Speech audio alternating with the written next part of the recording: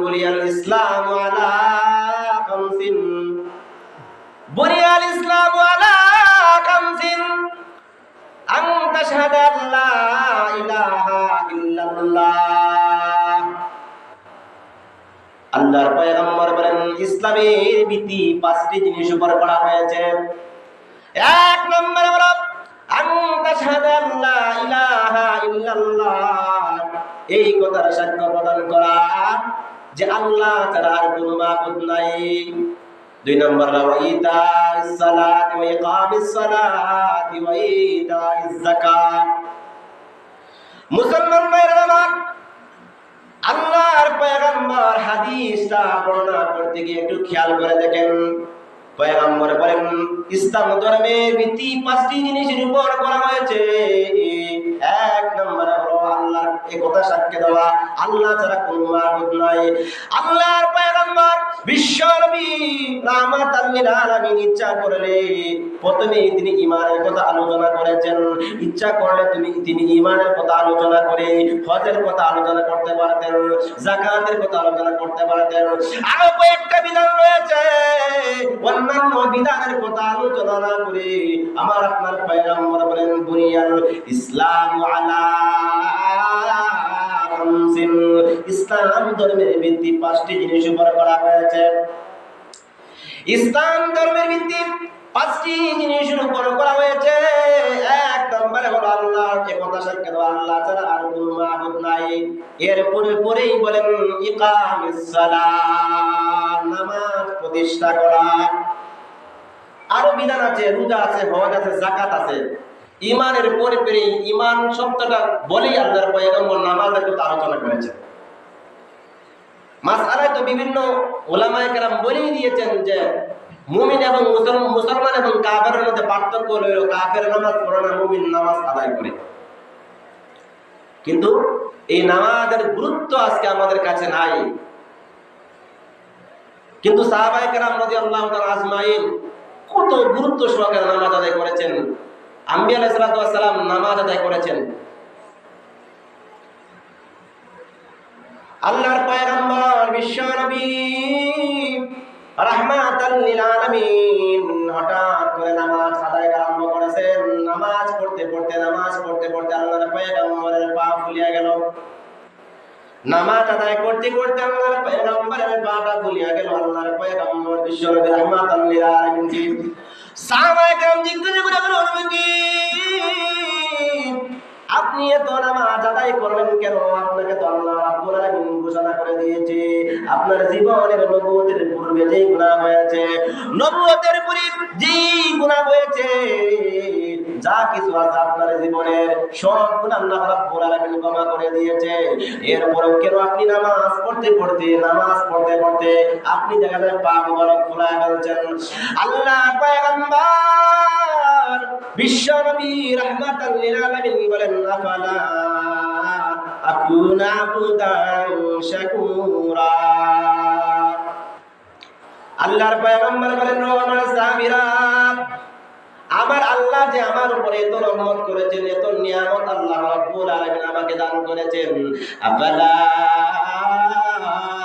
Acuña আবদান Sakura.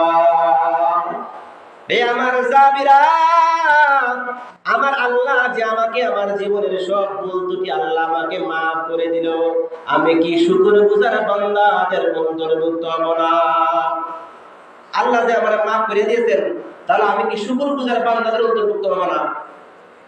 অথচ direct ঘোষণা করা হয়েছে রাসূলের যে ভুল ত্রুটি আছে, ছোট ছোট ভুল যা কিছু হয়েছে সব আল্লাহ মাফ করে দিয়েছে। কিন্তু তারপর রাসূল নামাজ পড়তে পা পর্যন্ত ফুলিয়ে গেছে। কিন্তু আমাদের নামাজের প্রতি ভ্রক্ষেপ নাই।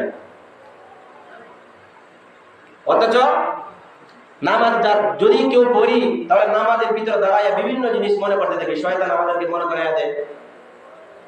কেউ যদি মনে করেন বাজারে যাওয়ার ইচ্ছা ছিল, এমন দেখা যায় আদান বয়ে গেছে, নামাজটা পড়েই বাজারে যাই। নামাজের আপনার বাজার করার যে খরচ করার যে একটা ব্যাগ ছিল, ওই ব্যাগটা মসজিদের পাশে রাখে মসজিদের ভিতরে আসছে নামাজ পড়া হবে। তো ইমাম সাহেব বলছে আল্লাহু আকবার, নামাজ শুরু হয়েছে।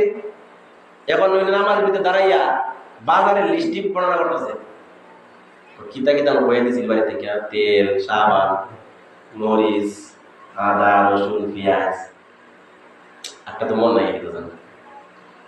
অর্থাৎ এই নামাজের ভিতরে দাঁড়াইয়াই নামাজের পরে কি কি বাজার করা হইব এটা লিস্টির বর্ণনা মোটামুটি ধরনের হিসাব হয়েছে। নামাজ তৈরি বাইরে ফোন দিয়ে কিতা আর কিতা কিতা বসলে আদা, মরিচ আর কিতা বউটা বলতে যাবো মা নামাজ মাত্র শেষ হইলে ওরা ফোন দিয়ে জিজ্ঞাসা না নামাজের ভিতরে এটাই চিন্তা করছিল।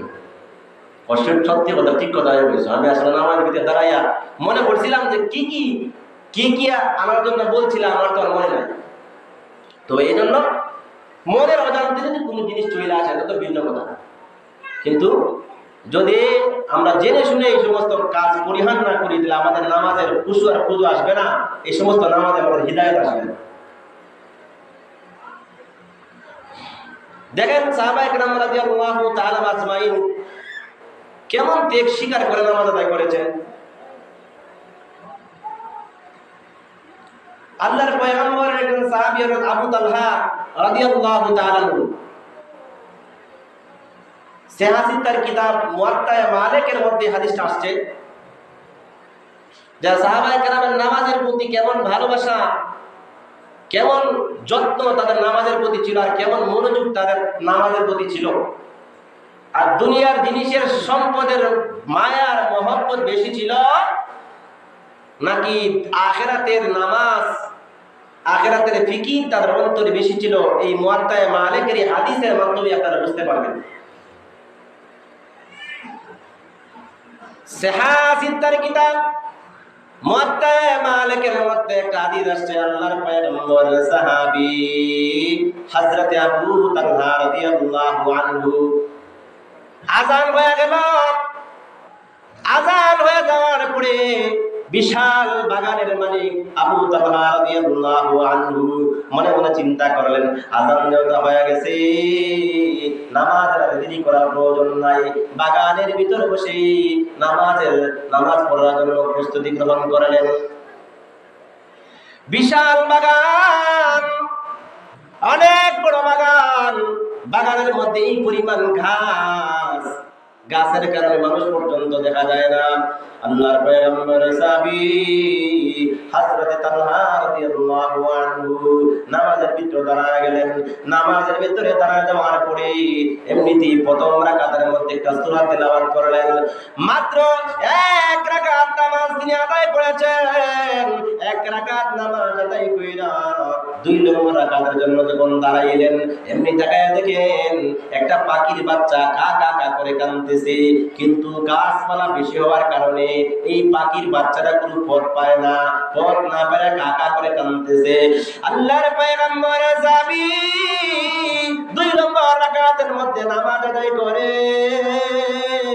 নামাজ আদায়কালীন সময়ে হঠাৎ করে তার মনটা নামাজের মধ্যে নাই, এমনিতেই পাখির সারার কাছে তার মনটা চলে গেছে।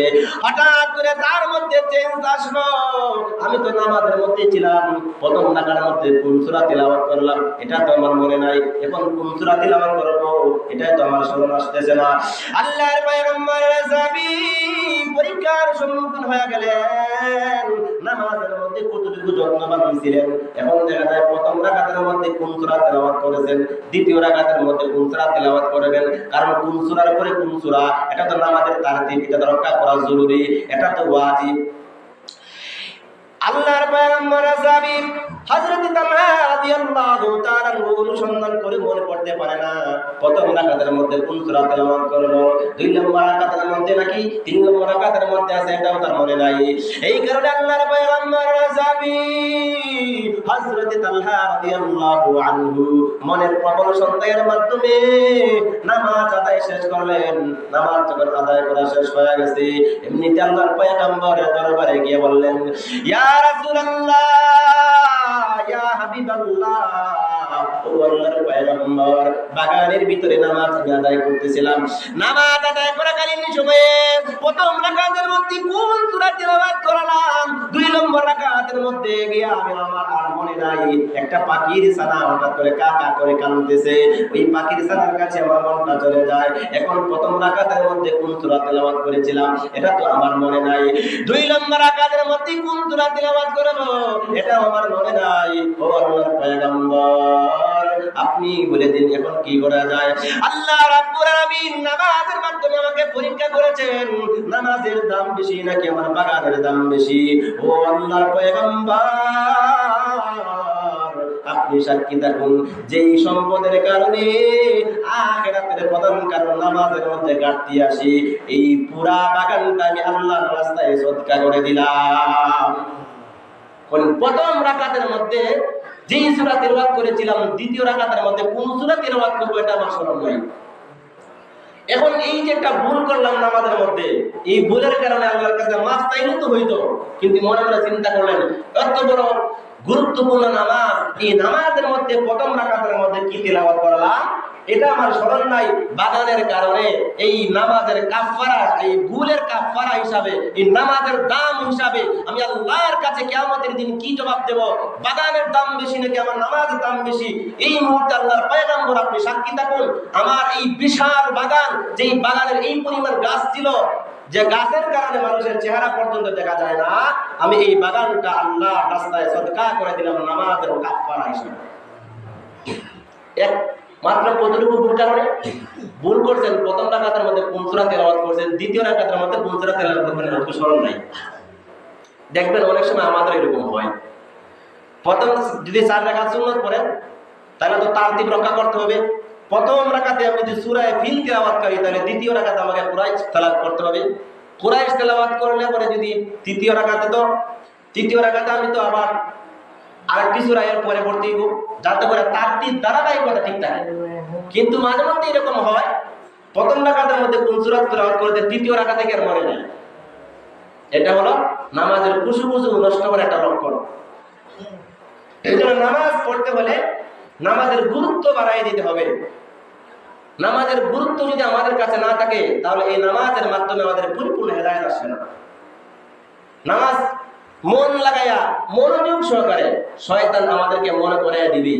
হাদিসের মধ্যে আছে নামাজ যখন মানুষের দাঁড়ায়, নামাজের মধ্যে যখন মানুষ দাঁড়ায় তখন শয়তানের মনে করে দেয় উস্কুর কাজা উস্কুর কাজা উস্কুর কাজা, এই কথা স্মরণ কর, সেই কথা স্মরণ কর, সেই কথা স্মরণ কর, সেই কথা স্মরণ কর। কিভাবে? অনেক সময় ইমামে আজম আবু হানিফা রাহিমাহুল্লাহ জমানায় এক ব্যক্তির টাকা, আগে তো মানুষ এরকম তো ইসলামী ব্যাংক, আপনার সোনালী ব্যাংক, রূপালী ব্যাংক, একটা ব্যাংক ছিল না। আগে মানুষের ব্যাংক ছিল মাটির নিচে, কাঁচা টাকা মাটির নিচে রাখত। তো এক ব্যক্তি কি করছে, টাকারে মাটির নিচে রাখছে, এবং কোথায় রাখছে, কোন জায়গায় রাখছে একটুকু স্মরণ নাই। এখন কত মানুষ জিজ্ঞেস করবো, ভাই আমি তো টাকা রাখছিলাম বাড়ির আশেপাশে, কিন্তু কোন জায়গায় রাখছিলাম, কত জায়গায় গর্ত করে দেখলাম, কোন জায়গায় তো খুঁজে পাই না। যদি পাইতে চাও তাহলে ইমামে আজম আবু হানিফার কাছে যাও, আমাদের মাযহাবের ইমাম ইমামে আজম আবু হানিফা রাহিমাহুল্লাহর কাছে যাও, তাইলে গেলে তুমি সন্ধান পাইবা। তো ইমাম আজম আবু হানিফার কাছে যাওয়ার পরে উনি বলতেছেন যে তুমি তো আমার কাছে আসছো, এটা তো কোনো দিনই মাসআলা নয়, এটা তো আমাকে যদি নামাজের ওয়াজিব বা ফরজ বা নামাজটা হচ্ছে কি হচ্ছে না, বউ তালাক হলো কি হলো না, এটা হচ্ছে মাসআলা। টাকা কোন জায়গায় রাখছো না রাখছো এটা কি আমার বিষয়? লোকে তো সবাই বলছে আপনার কথা, কয় আপনার কাছে আসলে নাকি একটা সমাধান পাবো, তা আসছি যখন আমাকে সমাধান দিয়ে দেন। হুজুরে যাও এই মুহূর্তে ওযু কইরা যতক্ষণ পর্যন্ত তোমার টাকাটা কোন জায়গায় আছে, টাকাটা কোন জায়গায় আছে যতক্ষণ পর্যন্ত তোমার মনে না হইছে ততক্ষণ পর্যন্ত সুদৃঢ়ভাবে খুশুখুশুর সহিত নামাজ আদায় করো। টাকার দিকে মন দিও না, নামাজের প্রতি মন দিও। এই লোকে কি করছে, বাড়িতে আইসে, বাড়িতে আইসা ওযু কইরা দাঁড়ায় সুন্দর করে নামাজ পড়া আরম্ভ করছে। খালি প্রথম রাকাত তেলাওয়াত করছে, প্রথম রাকাত শেষ কইরা 4 রাকাত নামাজ আদায় করবে, 2 নম্বর রাকাত শেষ কইরা 3 নম্বর রাকাতে গেছে, এমনি মনে হয়ে গেছে ওরান না করে রাখছিলাম টাকাটা। তো এই ব্যক্তি জিজ্ঞেস করে, হুজুর আপনি কিভাবে জানলেন যে নামাজ পড়লে মনে হইব? বলে নামাজের মাধ্যমে নামাজে সুন্দর করে খুশুখুজুর সহিত আদায় করুক, শয়তান কখনো এটা চায় না। প্রথম রাকাত তিলাওয়াত করে দ্বিতীয় রাকাতে গিয়ে তৃতীয় রাকাতের মধ্যে শয়তান দেখতে চার রাকাত নামাজে সুন্দর করে করে নেব, তাড়াতাড়ি খুশু নষ্ট করবো লাগে, এবার তোর নামাজ তোর টেকা তো রান্না করে দেওয়া, শয়তান মনে করে দিচ্ছে। আল্লাহর পয়গম্বর একদম সাহাবী প্রতিদিন তাহাজ্জুদের নামাজ আদায় করে, এশার নামাজ আদায় করে ঘুমায়া যায়, প্রতিদিন তাহাজ্জুদের নামাজ আদায় করে, প্রতিদিন নিয়মতান্ত্রিক তাহাজ্জুদের নামাজ আদায় করে।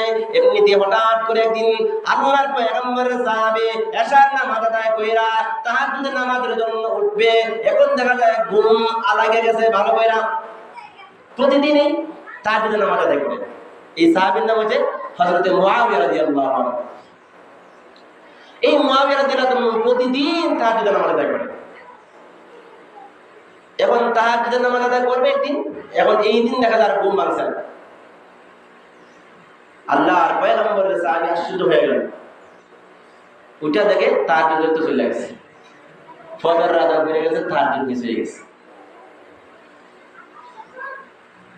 রাসূলের সাহাবী মুআবিয়া রাদিয়াল্লাহু আনহু প্রতিদিন তাহাজ্জুদের নামাজ আদায় করে, নিয়মতান্ত্রিক ভাবে প্রতিদিন যে ব্যক্তি নামাজ আদায় করে ওই নামাজের প্রতি তার মহব্বত হয়ে যায়, ওই নামাজের প্রতি তার ভালোবাসা সৃষ্টি হয়ে যায়। এক ওয়াক্ত নামাজ ছেড়ে দিলে, এক ওয়াক্ত নামাজ ছেড়ে দিলে মুমিনের অন্তরের মধ্যে জ্বালা সৃষ্টি হয়ে যায়, মুমিনের অন্তরের মধ্যে জ্বালা কোন সৃষ্টি হয়ে যায়। হায় হায় জোহরের নামাজ আদায় করতে পারলাম না, হায় হায় ফজরের নামাজ আদায় করতে পারলাম না, এই পরিমাণ জলদি যার মনের মধ্যে আছে সে প্রকৃত মুমিন। রাসূলের সাহাবী মুআবিয়া রাদিয়াল্লাহু আনহু প্রতিদিন তাহাজ্জুদের নামাজ আদায় করে, এমনিতেই হঠাৎ করে একদিন ঘুম না ভাঙার কারণে তাহাজ্জুদের নামাজ সে আদায় করতে পারে নাই। ঘুম থেকে জাগ্রত হয়ে থেকে তাহাজ্জুদের টাইম চলে গেছে, এখন ফজরের আযান হয়ে গেছে। আল্লাহর পয়গম্বরের সাহাবী মুআবিয়া রাদিয়াল্লাহু আনহু যখন ফজরের নামাজ আদায় কইরা এমনিতেই অন্যদিন সুবহানাল্লাহ তাসবিহ বর্ণনা করে, আজকে আর কোন তাসবিহ বয়ান করে না, শুধু বলে হায় হায় তাহাজ্জুদের নামাজ মিস হয়ে গেল। অনেক দিন পর্যন্ত তাহাজ্জুদের নামাজ মিস হয় না, হায় হায় তাহাজ্জুদের নামাজ মিস হয়ে গেল, আফসোস করা আরম্ভ করলো, সারাদিন গেল বলিস অনেকদিন পর্যন্ত তাহাজ্জুদের নামাজ মিস হয় না, অনেকদিন যাবত তাহাজ্জুদ মিস হয় না, আজকে তাহাজ্জুদের নামাজ মিস হয়ে গেল। রাসূলের সাহাবী মুআবিয়া রাদিয়াল্লাহু আনহু সারা দিন চলে গেল আফসোস করতে করতে। এমনিতেই মুআবিয়া রাদিয়াল্লাহু আনহু পরের দিন যখন রাত্র আসলো, আল্লাহর পয়গম্বরের সাহাবী মুআবিয়া রাদিয়াল্লাহু আনহু এশার নামাজ আদায় করলেন। এশার নামাজ আদায় কইরা আল্লাহর পয়গম্বরের সাহাবী অন্যান্য দিনের মতো ঘুমিয়ে গেলেন।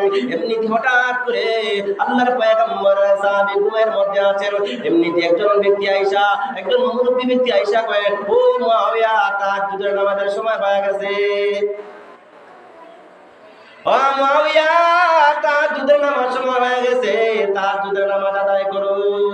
আল্লাহর পয়গম্বরের সাহাবী মুআবিয়া রাদিয়াল্লাহু আনহু ঘুম থেকে জাগ্রত হয়ে ওই মুরব্বী ব্যক্তিকে জিজ্ঞাসা করতেছে, রে আল্লাহর বান্দা, গতকালকে তো আমি তাহাজ্জুদের নামাজ আদায় করতে পারি নাই, আমার ঘুম লাগে থাকার কারণে তাহাজ্জুদের নামাজ আমি আদায় করতে পারি নাই, আজকে তুমি কেমন ব্যক্তি, এমন কি বন্ধু তুমি আমার নামাজের জন্য জাগাইতেছো? আল্লাহর পয়গম্বরের সাহাবী মুআবিয়া রাদিয়াল্লাহু আনহুর কষ্ট শুনিয়া, কথা শুনিয়া ওই মুরব্বী ব্যক্তি একটু মুস্কি মুস্কি হাসে, কয়, ও আল্লাহর পয়গম্বরের সাহাবী মুআবিয়া, তুমি আমার পরিচয় জানার দরকার নাই, তোমার আমি নামাজের জন্য জাগায় দিলাম, এটাই ভালো। আল্লাহর পয়গম্বরের সাহাবী মুআবিয়া রাদিয়াল্লাহু আনহু বারবার জিজ্ঞেস করে, ও কোন ব্যক্তি, ও মুরব্বী ব্যক্তি, কে তুমি আমার ঘুমের জন্য জাগায় দিলা? তোমার পরিচয় আমি জানতে চাই। আল্লাহর পয়গম্বর সাহাবী মুআবিয়া রাদিয়াল্লাহু আনহু এর বারবার পিরাপিরি করার কারণে ওই ব্যক্তি এবার পরিচয় দেয়, ও আল্লাহর পয়গম্বর সাহাবী মুআবিয়া, জানুনি আমি কে? আমি হইলাম মিস্টার ইবলিস। আমি হইলাম মিস্টার ইবলিস, আমি হইলাম শয়তান। কতলে শয়তানের কাজ তো হইলো মানুষকে দিয়ে শয়তানি করানো। তা তুমি কি কেন আমার এই নামাজের জন্য জাগাইলা? শয়তানের কাজ হলো মানুষকে দুষ্টামি করানো, শয়তানের কাজ করানো। এখন আমি রাত্রে ঘুমাইছিলাম, তুমি দেখা যায় আমার নামাজের জন্য জাগাইলা, কারণটা কি?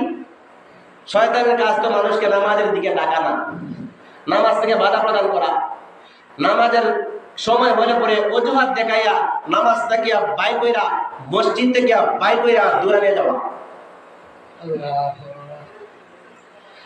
আল্লাহর পয়গম্বর সাহাবী হযরতে মুআবিয়া রাদিয়াল্লাহু আনহু কথা শুনিয়া এবার মিস্টার ইবলিস কয়, আমি হইলাম ইবলিস। আল্লাহর পয়গম্বর সাহাবী মুআবিয়া রাদিয়াল্লাহু আনহু এবার ডেকে কয়, রে মিস্টার ইবলিস, তোমার কারণ তো তুমি মানুষকে নামাজ থেকে বাধা প্রদান করো, কিন্তু তুমি দেখা যায় আমার নামাজের জন্য জাগায়া দিলা, কারণটা কি? তোমার কি স্বার্থ আছে এর মধ্যে? আল্লাহর পয়গম্বর সাহাবী মুআবিয়া রাদিয়াল্লাহু আনহু এর কথা শুনিয়া এবার মিস্টার ইবলিস ডাক দেয়া কয়, রে মুআবিয়া, গতকালকে তুমি যখন তাহাজ্জুদের নামাজের জন্য উঠতেছিলা, এমনিতে আমি তোমার আমল করে ঘুম পাড়ায় দিছিলাম, কিন্তু মনে করেছিলাম তোমার আমল থেকে বিমুখ কইরা তাহাজ্জুদ ছাড়াই তুমি একবারে, কিন্তু একদিন তাহাজ্জুদের নামাজ আদায় না করার কারণে পরের দিন সারাদিন পর্যন্ত আফসোস করেছ। তোমার আফসোসের কারণে আল্লাহ রাব্বুল আলামিন খুশি হইয়া 1 বছরের তাহাজ্জুদের নামাজ তোমার আমল নামায় দান করেছে।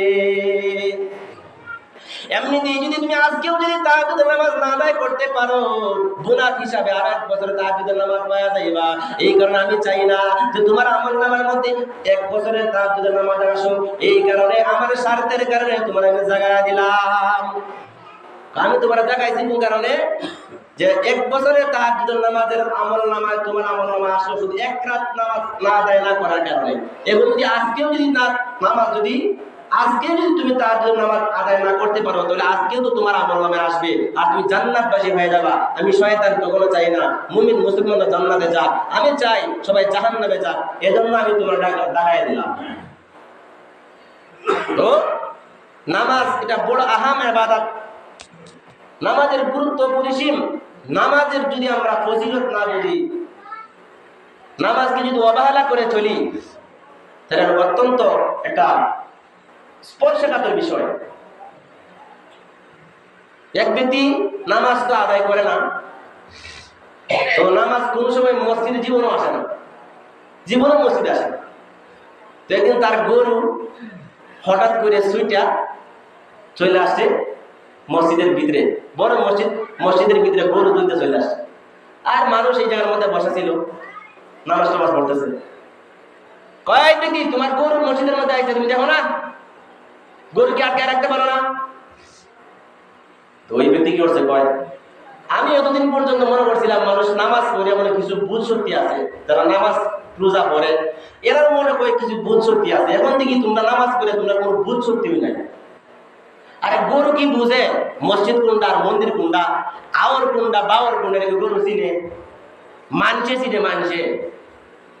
আমরা তো বুঝি, আমরা গরু তো বুঝে না এলাকায় মসজিদের ভিতরে ঢুকছে আইয়া। আমি আমার জীবনে ওদিন তোমার মসজিদে দেখছো? এই 2024-25 সালের ভিতরে আমার জীবনে মসজিদে দেখছো? আমরা তো বুঝি এলাকায় জীবনে মসজিদে না, গরু যে বুঝে না দৌড় দেয় মসজিদে ঢুকে গেছে। মানে এটা তারা কি বুঝে দিতেছে? গরুর থেকে আর বড় বা গরু তো ভুলে দৌড় দেয় মসজিদে ঢুকেছে, কিন্তু দলিল দিতেছে কি দেখো গরু যে বুঝে না এগুলো দৌড় দেয় মসজিদে ঢুকে গেছে। আমি তো বুঝি, আমার কি জীবনে ওদিন দেখছো মসজিদের ভিতরে নামাজ হয়নি? কত নম্বর গাদা! তো এই নামাজ